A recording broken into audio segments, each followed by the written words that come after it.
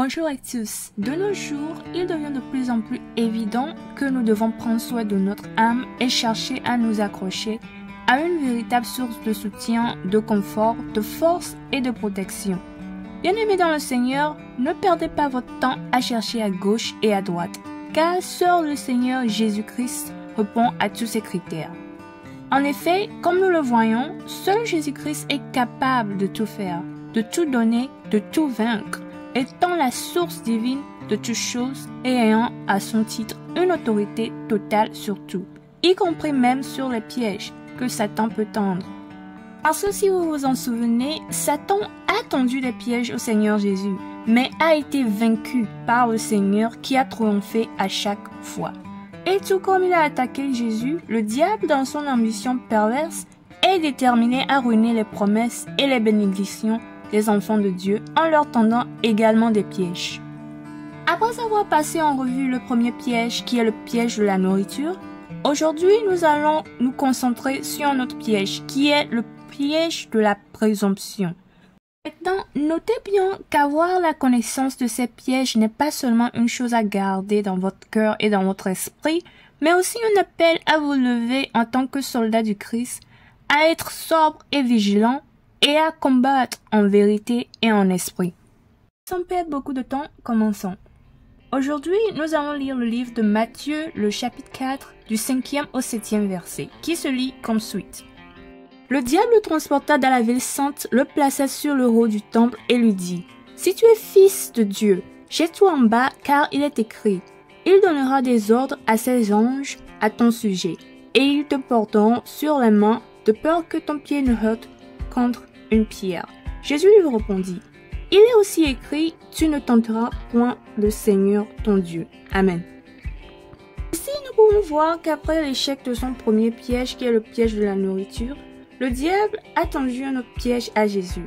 Ce piège en particulier est un piège de présomption, car il vise à pousser une personne à se sentir autosuffisante et à être arrogant envers les gens ou envers Dieu. La Bible dit que Satan a amené Jésus sur le haut du temple, donc au-dessus de tout.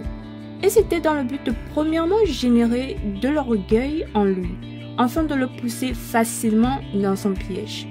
Au verset 6, on peut voir que Satan, pour tenter de convaincre le Seigneur de sauter du toit, a cité la parole de Dieu en disant « Il est écrit, il donnera des ordres à ses anges à ton sujet et ils te porteront sur les mains, de peur que ton pied ne heurte contre une pierre. » Et si vous vous souvenez, c'est la même stratégie que le Seigneur Jésus a utilisée pour vaincre Satan lorsqu'il l'a approché avec le piège de la nourriture. Maintenant, tout ce que Satan a dit est véritablement écrit dans la Bible, mais la partie essentielle a été omise. En effet, si nous lisons le psaume 91, le 11e au 12e verset, on peut voir qu'il est écrit « Car il ordonnera à ses anges de te garder dans toutes tes voies.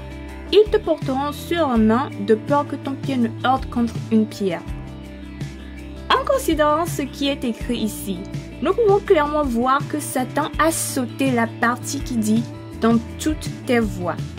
Maintenant, la raison pour laquelle il a délibérément laissé cette partie de côté est que cette partie indique que tous les chemins qu'une personne doit emprunter doivent être alignés avec la volonté de Dieu pour que Dieu la protège. Par conséquent, en omettant cette partie importante, le diable voulait faire tomber Jésus dans son piège en essayant de l'embobiner pour qu'il se sente autosuffisant jusqu'au point de ne pas faire la volonté de Dieu. Car Satan sait que faire quoi que ce soit en dehors du plan de Dieu mène à la destruction.